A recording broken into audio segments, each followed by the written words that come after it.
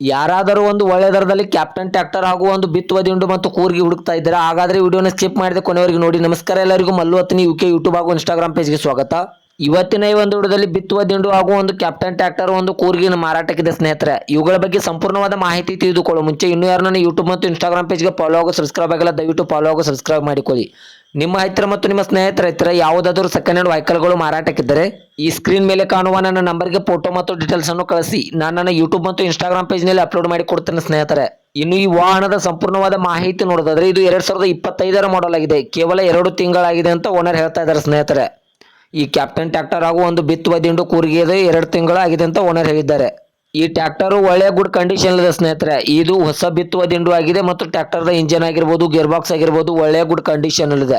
ಇನ್ನು ಈ ಸಟ್ಟಾದ ಲೊಕೇಶನ್ ನೋಡಿದ್ರೆ ಕಲಬುರಗಿ ಜಿಲ್ಲೆ